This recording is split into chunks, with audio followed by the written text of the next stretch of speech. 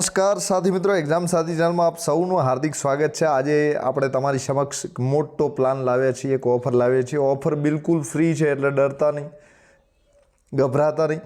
LRD 50 દિવસીય master plan લાવ્યા છીએ, તો આમાં દરરોજના તમને 50 પ્રશ્નો મળશે। હવે જે 1 થી 10 દિવસના જે 50 પ્રશ્નો છે એ ભારતના બંધારણના હશે। તો હવે પ્રશ્નો અમે કઈ રીતે બનાવ્યા છે, તો GCRT અને જે સંદર્ભ ગ્રંથો છે, તો લક્ષ્મીકાંતની બુકમાંથી ગઈ સાલનું પેપર છે, સંપૂર્ણ પૂછાણું હતું ને GCRTમાંથી પણ પૂછાય છે। તો આવી જે બેઝિક બુક છે GCRTનો ઉપયોગ 90% કર્યો છે। બાકી GCRTમાં કોઈ ન મળે તો એના માટે આપણે બીજી બુકોનો પણ ઉપયોગ કરી રહ્યા છીએ। તો તમારી સમક્ષ ભારતના બંધારણના 1 થી 10 ટેસ્ટ હશે। એમાં બંધારણનો પરિચય, ઉદ્ભવ, વિકાસ, લાક્ષણિકતાનું ટેસ્ટ આજે તમારી સમક્ષ છે। બીજો ટેસ્ટ આમુખ અને માળખું હશે। આમ તમારા સિલેબસના જે પણ મુદ્દા છે, મુદ્દા પ્રમાણે આપણે ટેસ્ટ લાવ્યા છીએ। તો મૂળભૂત અધિકારો છે તો એના ઉપર ટેસ્ટ આવશે, ફરજો ઉપર આવશે, સંસદીય વ્યવસ્થા ઉપર આવશે, કારોબારી ઉપર આવશે, ન્યાયતંત્ર ઉપર એક ટેસ્ટ બનશે, સંસ્થાઓ ઉપર પણ બનશે। તો રોજના 50 પ્રશ્નો છે, દરેક મુદ્દા પ્રમાણે 50 પ્રશ્નો છે। હવે 11 થી 20મા દિવસમાં ભારત અને ગુજરાતનો ઇતિહાસ છે, તો એમાં પ્રાચીન ભારતમાં સિંધુ ખીણની સભ્યતા છે, વૈદિક યુગ છે, એનો એક ટેસ્ટ હશે। એક જૈન ધર્મ, બૌદ્ધ ધર્મ, મૌર્ય યુગ છે, એનો એક 50 ગુણનો ટેસ્ટ હશે। તો આ રીતે જે ઇતિહાસ છે એના પણ રોજના એક ટેસ્ટ તમને મળશે। હવે ત્રીજો સિલેબસમાં તમારો ટોપિક છે ભારત અને ગુજરાતનો સાંસ્કૃતિક વારસો, તેમાં શિલ્પ, સ્થાપત્ય, વિવિધ કલા સ્વરૂપો છે। તો બધામાં ધોરણ જે 9નું GCRT છે, ધોરણ 10નું GCRT છે, એમાં બેઠા ટોપિક આપેલા છે, તો આના આધારે આપણે તમારી સમક્ષ પ્રશ્નો રજૂ કરશું। તો આના પણ ટેસ્ટ તમારી સમક્ષ આવશે। ગુજરાતી સાહિત્ય છે, રંગભૂમિનો ટેસ્ટ આવશે, પર્યટન સ્થળો જે છે જોવાલાયક એનો પણ આવશે। 28 થી 35 ટેસ્ટ જે છે આપણા ભારત અને ગુજરાતની ભૂગોળ વિશે રાખ્યા છે। તો 11-12નું જે GCRT છે અને NCERT છે, તો NCERTની કોપી GCRT છે, તો 11-12ના જે ભૂગોળ છે એમાંથી આ પ્રશ્નો સમગ્ર આવશે। તો સૂર્યમંડળ છે, પૃથ્વીની ગતિ છે, આંતરિક રચનાનો પહેલો ટેસ્ટ છે, વાતાવરણનો બીજો છે, ભૌતિક ભૂગોળનો ત્રીજો છે, કુદરતી આપદાઓનો ચોથો છે, સામાજિક ભૂગોળ છે, વસ્તી ગણતરી છે, ઘનતા, સાક્ષરતા છે, આર્થિક ભૂગોળ છે। હવે વિજ્ઞાન ટેકનોલોજીના પણ 7 ટેસ્ટ છે, તો એમાં પણ જે તમારો LRDનો સિલેબસ છે એમાં જે પણ અભ્યાસક્રમ છે એના આધારિત છે। હવે તે ઉપરાંત ગણિત અને રિઝનિંગના ટેસ્ટ પણ આપણે અહીં 6 લાવ્યા છે। જો તમારી ઈચ્છાઓ વધારે હશે, તમે આપણી ચેનલને વધારે સબસ્ક્રાઈબ કરો છો, બીજા મિત્રો જોડે ગ્રુપમાં શેર પણ કરતા રહો છો, એવું લાગે છે કે તમે વધારે અમારા માટે મહેનત કરી રહ્યા છો, તો તમારા માટે અમે શ્યોર મહેનત કરશું। તો આમાં ગુજરાત પોલીસ કોન્સ્ટેબલની જે ભરતી એપ્રિલમાં પરીક્ષા વર્તાઈ રહી છે, પણ કદાચ મેની આસપાસ આવી શકે છે। તો એમાં આપણે અભ્યાસક્રમ આધારિત તૈયારી માટે તમારા માટે પેકેજ છે। 50 દિવસના 50 માર્ક્સના 50 મોક ટેસ્ટ હશે। હવે જે 50 મોક ટેસ્ટ છે એ અભ્યાસક્રમના બધા વિષયો અને બધા મુદ્દાઓને આવરી લે છે। તો આ રીતે 50 દિવસ સુધી રોજ તમને સાંજે 9 વાગે એક્ઝામ સાથી આર કરીને YouTube ચેનલ છે એના પર વિડીયો લેક્ચર તમને મળતા રહેશે। હવે GCRT ને સંદર્ભ ગ્રંથોમાંથી જ આ જે પ્રશ્નો છે પસંદ કરેલા છે, એટલે કે GCRTને ખૂબ મહત્ત્વ આપ્યું છે, પણ અભ્યાસક્રમનો કોઈ ટૉપિક ત્યાંથી નથી મળતો, તો NCERTનો આપણે ઉપયોગ કર્યો છે ને ત્યાંથી નથી મળતો, તો જે સંદર્ભ બુકો છે એનો ઉપયોગ કરીને ટેસ્ટ કાઢ્યા છે। તો આ રીતે 50 દિવસ આપણો પ્રોગ્રામ ચાલશે। તો આમાં 2500 પ્રશ્નો કવર થશે, અને એ 2500 પ્રશ્નો એવા હશે કે દરેક સિલેબસના મુદ્દા આધારે પ્રશ્નો હશે। તો તમારી જે તૈયારી છે તમને મનમાં એવું નહીં રહે કે મેં આ જે સિલેબસ તો આ નથી કર્યું, સાથે પ્રશ્નો પણ તમે જોઈ લેજો કેવા છે, અને આ વિડીયો ચેનલ મારફતે તમને મળતા રહેશે। એ ઉપરાંત આપણે ટેલિગ્રામ ચેનલ છે એમાં પણ તમે જોડાઈ જજો, એ ગ્રુપમાં પણ તમને આ બધું મળતું રહેશે। PDF પણ આપણે મૂકવાના પ્રયત્ન કરશું। તો મિત્રો, આપ સૌને ફરી એક વખત આવકારું છું। આજે આપણો જે પ્રથમ ટેસ્ટ છે એ બંધારણનો છે, તો એમાં બંધારણનો પરિચય, ઉદ્ભવ, વિકાસ અને લાક્ષણિકતાઓનો 50 વિકલ્પોવાળા પ્રશ્નો છે। તો ટેસ્ટ કેવો ગમે છે એના વિશે જરૂર કોમેન્ટ કરતા રહેજો, લાઇક કરતા રહેજો, તમારા મિત્રો જોડે શેર કરો, જરાય કંજૂસાઈ ન કરતા। તમે જેટલા વિડીયો વધારે શેર કરશો એટલું અમને વિડીયો બનાવવાનું પ્રોત્સાહન વધારે મળશે, કારણ કે તદ્દન મફત છે, એટલે તમે જેટલા પણ વ્યૂ વધારો છો, સબસ્ક્રાઈબર વધારો છો, એટલો અમને ફાયદો થશે, એટલા અમે વધારે મૂકતા રહીશું। તો સૌ પ્રથમ પ્રશ્ન છે, ભારતનું બંધારણ ક્યારે અમલમાં આવ્યું? તો જે ભારતનું બંધારણ છે 26મી જાન્યુઆરી 1950ના રોજ અમલમાં આવ્યું। ક્યારે આવ્યું? 26મી જાન્યુઆરી 1950, એટલે કે બી જવાબ સાચો। હવે તમારી સમક્ષ બીજો પ્રશ્ન છે, ભારતીય બંધારણ ક્યારે સ્વીકારવામાં આવ્યું? તો જે ભારતીય બંધારણ છે 26 નવેમ્બર 1949માં સ્વીકારવામાં આવ્યું. તો સ્વીકાર્યું ક્યારે છે? 26મી નવેમ્બર 1949 કાયદા દિવસ તરીકે પણ ઓળખાય છે. આપણા જે યુગ પુરુષ છે ડૉક્ટર બાબા સાહેબ આંબેડકર, એમને પણ આ દિવસ નિમિત્તે ખાસ યાદ કરાય છે. તો 26 નવેમ્બર 1949 બંધારણ દિવસ કાયદા દિવસ તરીકે આવે છે. તો 26 નવેમ્બર 1949માં સ્વીકારવામાં આવ્યું, બરાબર. અને એનો જે અમલ ક્યારે કરાયો? તો એના પછીની તારીખ છે. તો નવેમ્બર પછી જાન્યુઆરી, નવેમ્બર પછી ડિસેમ્બર ને જાન્યુઆરી, અને સાલ પણ એના પછીની છે. તો તમે અમલ જે છે, અમલની તારીખો પાછળની છે, એટલે કે 26 જાન્યુઆરી 1950 છે. અને જે સ્વીકાર છે પહેલો થયો હતો તો 26 નવેમ્બર 1949 છે. હવે ત્રીજો પ્રશ્ન તમારી સમક્ષ છે, બંધારણ સભાની પ્રથમ બેઠક ક્યારે મળી હતી? તો જે પ્રથમ બેઠક છે 9 ડિસેમ્બર 1946ના રોજ મળી હતી. ક્યારે? તો કે 9 ડિસેમ્બર 1946. શાની? તો બંધારણ સભાની પ્રથમ બેઠક. હવે ચોથા નંબરનો પ્રશ્ન છે, બંધારણ સભાના પ્રથમ અધ્યક્ષ કોણ હતા? તો જે બંધારણ સભા હતી એના પ્રથમ અધ્યક્ષ જે હતા ડૉક્ટર સચ્ચિદાનંદ સિન્હા હતા. કોણ હતો? ડૉક્ટર સચ્ચિદાનંદ સિન્હા એમના જે છે એ પ્રથમ કાર્યવાહક અધ્યક્ષ હતા. અને ત્યારબાદ જે કાયમી અધ્યક્ષ છે એમને રાજેન્દ્ર પ્રસાદને બનાવવામાં આવ્યા હતા. તો બંધારણ સભાના પ્રથમ કાર્યવાહક અધ્યક્ષ કોણ હતા? તો કે સચ્ચિદાનંદ સિન્હા હતા. તો સી જવાબ સાચો છે. હવે 5 નંબરનો પ્રશ્ન તમારી સમક્ષ છે, બંધારણ રચનાની ડ્રાફ્ટિંગ કમિટીના અધ્યક્ષ કોણ હતા? જે ડ્રાફ્ટિંગ કમિટી એટલે કે કાચો મસુદ્દો ઘડનારી જે કમિટી હતી, કાચો ડ્રાફ્ટ ઘડવાવાળી જે કમિટી હતા, એના જે અધ્યક્ષ છે એનું નામ છે ડૉક્ટર B.R. આંબેડકર, એટલે કે ડૉક્ટર બાબા સાહેબ આંબેડકર, બરાબર. તો બી જવાબ સાચો છે. 6થા નંબરનો પ્રશ્ન તમારી સમક્ષ છે, ભારતનું બંધારણ વિશ્વનું કેટલું મોટું લેખિત બંધારણ છે? એટલે કે કયા નંબરે ભારતનું બંધારણ છે વિશ્વમાં?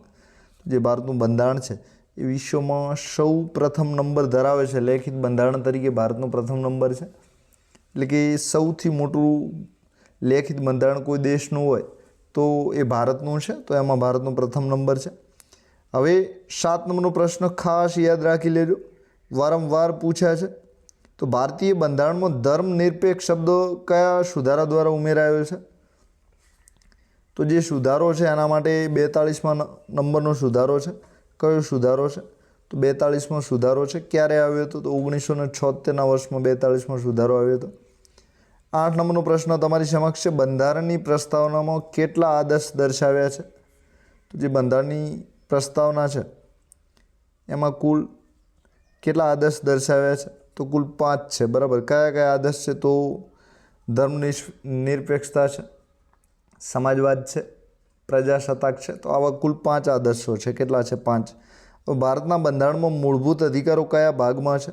તો જે ભારતનું બંધારણ છે એમાં જે મૂળભૂત અધિકારો છે એ ભાગ 3માં છે. કયા ભાગમાં છે મૂળભૂત અધિકારો? ભાગ 3માં છે. તો બી જવાબ સાચો છે. મૂળભૂત કર્તવ્યો કયા સુધારા દ્વારા ઉમેરાયા છે? એટલે કે એવો બંધારણીય સુધારો કયા નંબરનો હતો જેમાં મૂળભૂત કર્તવ્યો છે એ આપણા બંધારણમાં દાખલ કરાયા છે? તો 42મો જે મૂળભૂત અધિકાર મૂળભૂત બંધારણીય સુધારો છે એના દ્વારા 1976માં સાથે મિની બંધારણ આવ્યું એવું પણ ગણાય છે. અને જે સ્વર્ણસિંહ સમિતિ હતી એમના દ્વારા ભલામણ કરાઈ હતી અને જે મૂળભૂત કર્તવ્યો છે આવા એડ કરાયા હતા. અત્યારે આ મૂળભૂત કર્તવ્યોની સંખ્યા 11 છે, બરાબર. 11 નંબરનો પ્રશ્ન છે, ભારતીય બંધારણ પર સૌથી વધુ પ્રભાવ કયા દેશનો છે? તો સૌથી વધારે પ્રભાવ ભારત પર જે છે એ બ્રિટનનો છે. તો મોટા ભાગના જે કાયદા છે, મોટા ભાગનું જે બંધારણ છે બ્રિટન પાસેથી લેવામાં આવ્યું છે. તો બી જવાબ સાચો છે. 12 નંબરનો પ્રશ્ન તમારી સમક્ષ છે, મૂળભૂત અધિકારનો વિચાર કયા દેશમાંથી લેવામાં આવ્યો છે? તો અત્યારે મૂળભૂત અધિકારો 6 છે. બંધારણ ઘડાયું ત્યારે 7 હતા. તો જે મૂળભૂત અધિકારનો વિચાર છે એ કયા દેશ પાસેથી લેવામાં આવ્યો છે? તો મૂળભૂત અધિકારો જે છે અમેરિકા પાસેથી લેવામાં આવ્યા છે. તો એ જવાબ સાચો છે.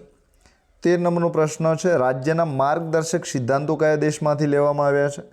તો જે માર્ગદર્શક સિદ્ધાંતો છે તો રાજ્યના માર્ગદર્શક સિદ્ધાંતો આયર્લેન્ડ પાસેથી લેવામાં આવ્યા છે. તો માર્ગદર્શક સિદ્ધાંતો છે એ કોની પાસેથી? આયર્લેન્ડ પાસેથી. મૂળભૂત અધિકારો છે કોની પાસેથી લેવામાં આવ્યા છે? તો અમેરિકા પાસેથી લેવામાં આવ્યા છે. હવે 14 નંબરનો પ્રશ્ન છે, સંઘીય વ્યવસ્થા કયા દેશમાંથી પ્રેરિત છે? તો સંઘીય વ્યવસ્થા જે છે એ કયા દેશ પાસેથી લેવામાં આવી છે? તો સંઘીય વ્યવસ્થા જે છે અમેરિકા પાસેથી લેવામાં આવી છે, એટલે કે સંઘની વ્યવસ્થા છે, સંઘ કેન્દ્રની વાત ચાલી રહી છે. હવે 15 નંબરનો પ્રશ્ન છે, બંધારણમાં સુધારો કરવાની પ્રક્રિયા કયા દેશમાંથી લેવાઈ છે? તો જે બંધારણમાં સુધારો કરવાની પ્રક્રિયા છે એ દક્ષિણ આફ્રિકા પાસેથી લેવાઈ છે. તો બંધારણમાં સુધારો કરવાની જે પ્રક્રિયા છે એ કયા દેશ પાસેથી લેવાઈ છે? તો દક્ષિણ આફ્રિકા. એ જવાબ સાચો છે. અમેરિકા પાસેથી સંઘીય મોડલ લેવામાં આવ્યું છે. અમેરિકા પાસેથી આપણા જે મૂળભૂત અધિકારો છે એ પણ એમના બંધારણમાંથી લેવામાં આવ્યા છે. 16 નંબરનો પ્રશ્ન છે, બંધારણમાં મૂળ કેટલા અનુચ્છેદ હતા? તો જે બંધારણ શરૂઆતમાં આવ્યું તો એમાં કેટલા અનુચ્છેદ હતા? તો 395. કેટલા અનુચ્છેદ હતા? 395 હતા. અનુચ્છેદ એટલે કલમોની વાત ચાલે છે, તો કેટલા હતા? 395. બંધારણમાં મૂળ કેટલા ભાગ હતા? તો જ્યારે બંધારણ બન્યું ત્યારે એમાં કેટલા ભાગ હતા? તો 22 ભાગ હતા. કેટલા હતા? તો બંધારણમાં મૂળે કેટલા ભાગ હતા? તો કે 22 હતા, એટલે કે બી જવાબ સાચો. તો બંધારણમાં મૂળ કેટલી અનુસૂચિ હતી? એટલે કે જ્યારે બંધારણ બન્યું ત્યારે અનુસૂચિઓની જે સંખ્યા હતી 8 હતી. કેટલી હતી? 8 અનુસૂચિ હતી, 22 ભાગ હતા અને 395 અનુચ્છેદ હતા. બરાબર. તો 8, 22, 395 તમારે યાદ રાખવાના છે. હવે હાલ બંધારણમાં કેટલી અનુસૂચિઓ છે? તો કે અત્યારે હાલ વર્તમાનમાં કેટલી અનુસૂચિ છે? તો અત્યારે 8માંથી 12 છે. બરાબર. કેટલી છે? 12 છે. તો જે પાછળથી નગરપાલિકા માટેની આવી છે, પંચાયતી રાજ માટેની લાગુ કરાઈ છે, તો આવી કુલ 4નો વધારો થયો છે, એટલે કે અત્યારે 12 છે. ભારતીય બંધારણ બનાવવામાં કેટલો સમય લાગ્યો? તો જે ભારતીય બંધારણ છે એ બનાવવા માટે સમય કેટલો? કોમેન્ટ કરી દેજો ફટાફટ. એટલે કેટલા ઉત્સાહથી જોઈ રહ્યા છો મને પણ અંદાજ આવે. તો 2 વર્ષ 11 મહિના અને 18 દિવસ. 2 વર્ષ 11 મહિના અને 18 વર્ષ. બરાબર. 18 દિવસ. 2 વર્ષ 11 મહિના અને 18 દિવસ. પ્રસ્તાવનામાં સમાજવાદી શબ્દ કયા સુધારા દ્વારા ઉમેરાયો છે? તો જે પ્રસ્તાવના છે એમાં સમાજવાદી શબ્દ જે છે એ 42માં સુધારા દ્વારા ઉમેરાયો છે. તો મિની બંધારણના સુધાર તરીકે 42માં સુધાર ગણાય છે. હવે 22 નંબરનો જે પ્રશ્ન છે, ભારતીય બંધારણનો આધાર કયા અધિનિયમ પર છે?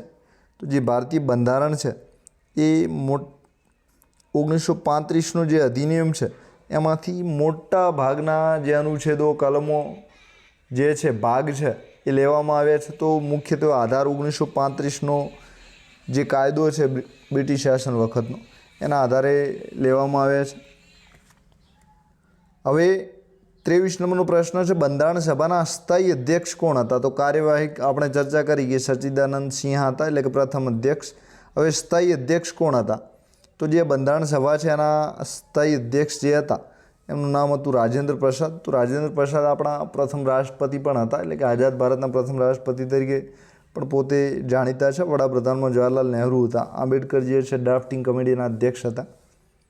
સરદાર પટેલ છે આપણા ગૃહપ્રધાન તરીકે જાણીતું નામ છે. સાથે જે રાજ્યોનું વિલીનીકરણ કરવાનું છે એમાં પણ વીપી મેનન સાથે સરદાર પટેલ હતા.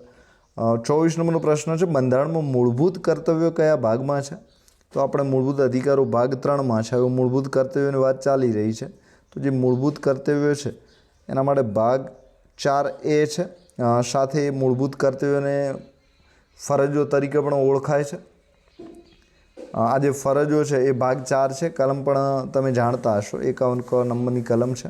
સાથે 1942માં સ્વર્ણસિંહ સમિતિ હતી એની ભલામણના આધારે આવા 10 કર્તવ્યો એડ કરાયા હતા. પાછળથી કર્તવ્યો એડ થયા છે, અમુક પાછળથી પણ થયા છે. એટલે કે 1986માં બંધારણીય સુધારો આવ્યો 2002માં, તો એમાં શિક્ષણને લગતું જે કર્તવ્ય છે એ પણ એડ થયું છે.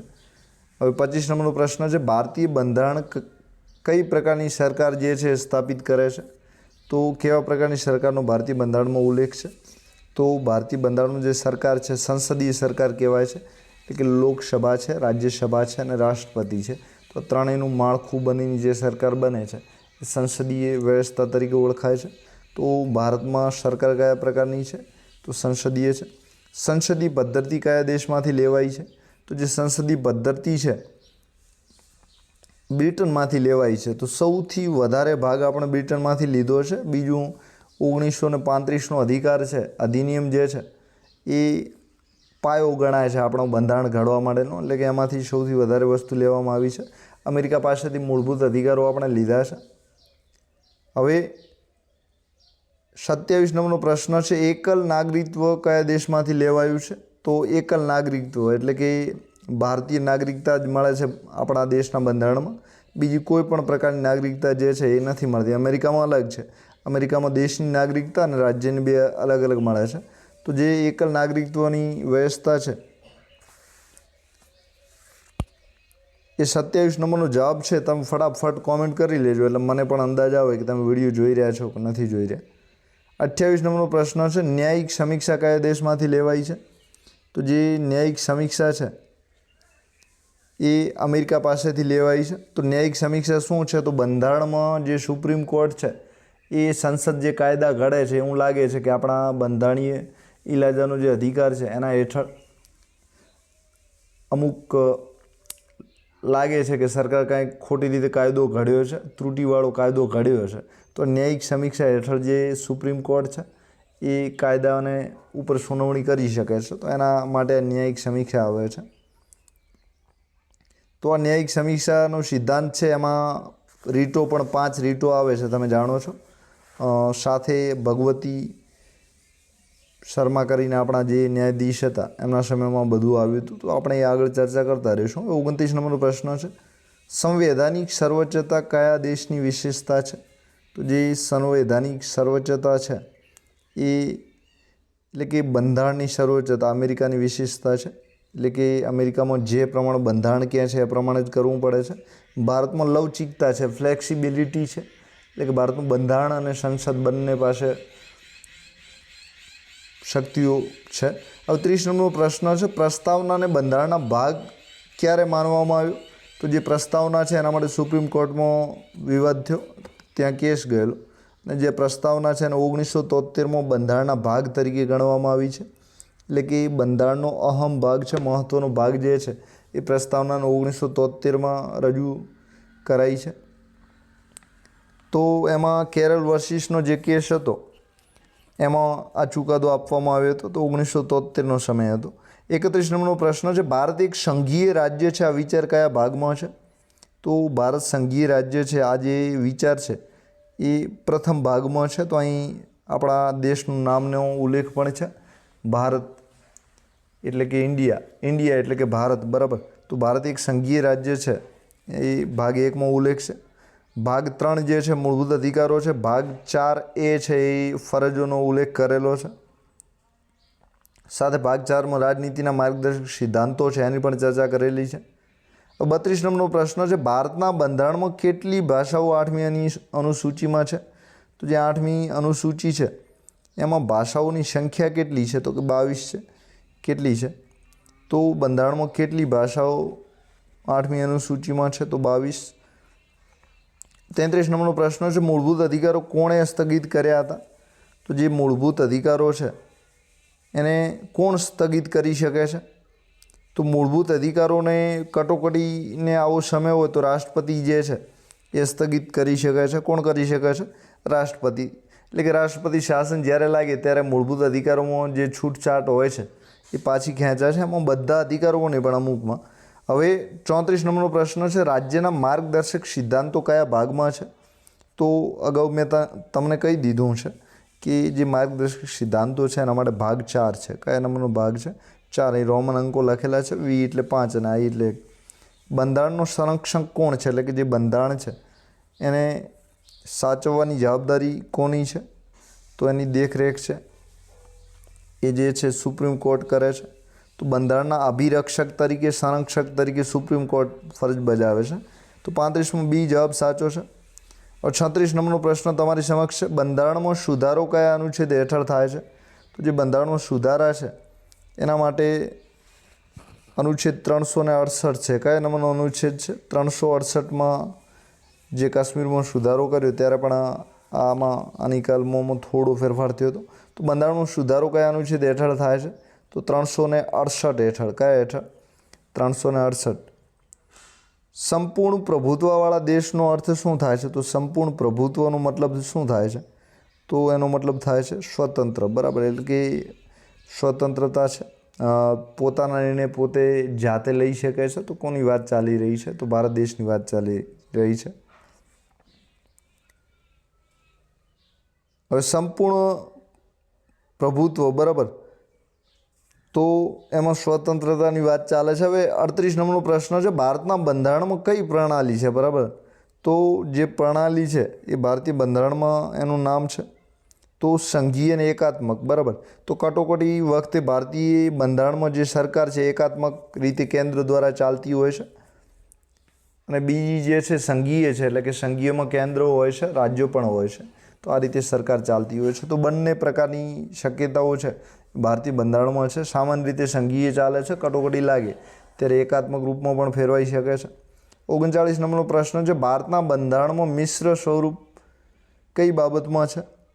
તો મિશ્રપણું જે છે સંઘીય વ્યવસ્થામાં છે, મતલબ કે ત્યાં અમુક પર કેન્દ્ર જે છે, કેન્દ્ર યાદી ઉપર કેન્દ્ર કાયદા ઘડી શકે છે, સંયુક્ત યાદીમાં કેન્દ્ર રાજ્ય બંને કાયદા ઘડી શકે છે, અને રાજ્યો માટેની જે યાદી છે એમાં રાજ્યો કાયદા ઘડી શકે છે. તો ભારતીય બંધારણમાં મિશ્ર સ્વરૂપ છે. 40 નંબરનો પ્રશ્ન છે, બંધારણમાં મૂળભૂત અધિકારો કેટલા છે? તો આપણું જે બંધારણ છે એમાં મૂળભૂત અધિકારો અત્યારે કેટલા છે? 6 છે, બરાબર. સાથે જ્યારે શરૂઆતમાં બન્યું ત્યારે મિલકતનો અધિકાર પણ હતો, તો એને અત્યારે રદ કરાયો છે, પણ અત્યારે 6 છે, બરાબર. કેટલા છે? હવે સમાનતાનો અધિકાર કયા અનુચ્છેદમાં છે? તો જે સમાનતાનો અધિકાર છે એના માટેનો અનુચ્છેદ 14 છે. કયો છે? તો 14 થી 18 સુધી સમાનતાનો અધિકાર આવે છે. 42 નંબરનો પ્રશ્ન છે, સ્વતંત્રતાનો અધિકાર કયા અનુચ્છેદમાં છે? તો જે સ્વતંત્રતાનો અધિકાર છે એના માટે 19 નંબરનો અનુચ્છેદ છે. કલમ નંબર કઈ છે? 19 છે. હવે 14 નંબરમાં સમાનતાનો અધિકાર છે, 19માં સ્વતંત્રતાનો છે. હવે 23 અને 24માં શોષણ સામે વિરુદ્ધનો અધિકાર છે. સાથે 32 નંબર છે, બંધારણીય ઇલાજાનો અધિકાર છે. 43 નંબરનો પ્રશ્ન છે, બંધારણનો આત્મા કયો અધિકાર કહેવાય છે? તો બંધારણના આત્મા તરીકે કયો અધિકાર ઓળખાય છે? તો જે બંધારણીય ઉપચારનો અધિકાર છે, બીજું એનું નામ છે બંધારણીય ઇલાજનો અધિકાર. તો બંધારણીય ઇલાજાનો જે અધિકાર છે એ આત્મા તરીકે ઓળખાય છે. આવું કોણે કહ્યું હતું? તો જે ડૉક્ટર બાબા સાહેબ આંબેડકર છે એમના દ્વારા કહેવાયું હતું. હવે બંધારણીય ઉપચારનો અધિકાર કયા અનુચ્છેદમાં આવે છે? તો બંધારણીય ઉપચારનો જે અધિકાર છે એના માટે અનુચ્છેદ કયો છે? તો કે 32 નંબરનો છે. કયા નંબરનો છે? તો બંધારણીય ઉપચારનો અધિકાર જે છે એ 32 નંબરના અનુચ્છેદમાં આપેલો છે. હવે ત્યારબાદ 45 નંબરનો પ્રશ્ન છે, ભારતની લોકશાહીનો આધાર શું છે? તો ભારતની જે લોકશાહી છે એનો મુખ્ય આધાર શું છે? મતાધિકાર છે. એટલે કે લોકો વોટ આપે છે, લોકો વડે ને લોકો માટે ચાલતી સરકાર, બરાબર. અબ્રાહમ લિંકનનું જે વિધાન છે એના પ્રમાણે આપણી સરકારો રચાય છે. તો મતાધિકાર છે. ભારતની લોકશાહીનો મુખ્ય આધાર શું છે? મત અધિકાર. 18 વર્ષના જે પણ હોય છે બધાને મળે છે. પહેલાં બંધારણમાં 21 વર્ષ હતા, પણ પછી પાછળથી ઘટાડીને 18 વર્ષ કરાયા છે.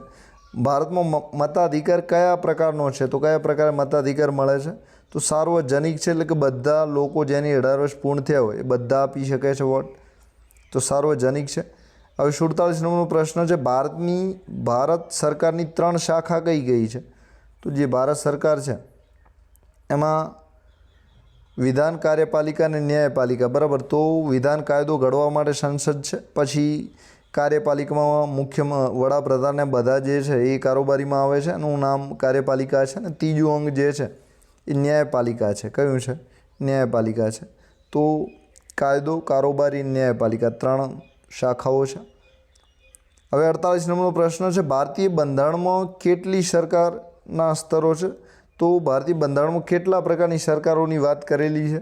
તો જે ભારતીય બંધારણ છે એમાં 3 પ્રકારની સરકારની વાત છે. કેન્દ્ર સરકાર છે, રાજ્ય સરકાર છે, અને પંચાયતી રાજથી જે આવેલી સરકાર છે. તો 3 પ્રકારની સરકાર છે. 49 નંબરનો પ્રશ્ન છે, સ્થાનિક સ્વરાજ્ય કયા સુધારા દ્વારા મજબૂત થયું? તો જે સ્થાનિક સ્વરાજ્ય છે એના માટે સુધારો 73 અને 74.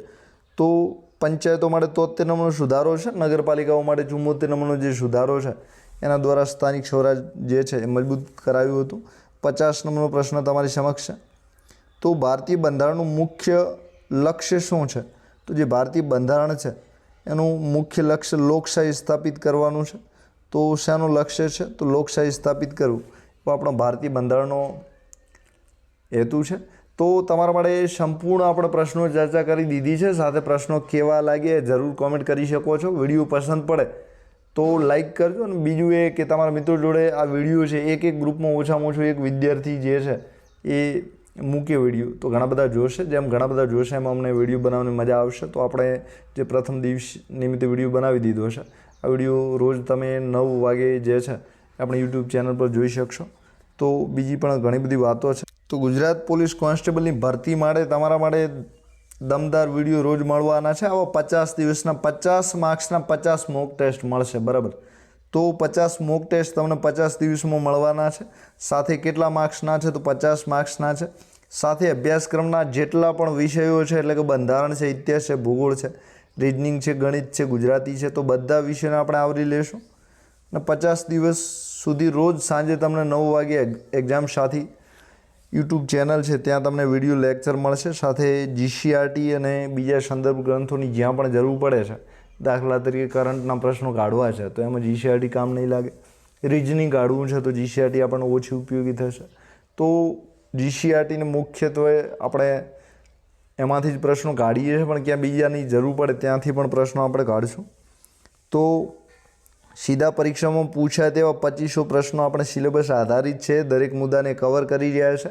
એ તમારી જે પોલીસ કોન્સ્ટેબલની તૈયારી છે એમાં રોજ તમને 100% મદદ મળશે. તો આપ સૌનો આભાર. સાથે અમારી એક ટેલિગ્રામ ચેનલ છે એની પણ લિંક તમને મૂકી દઈશું, તો એમાં પણ જોડાઈ જજો. તો નિયમિત રીતે તમને આ જે વિડીયો છે, પીડીએફ છે મળતી રહે. તો આપ સૌનો આભાર. Thank you very much.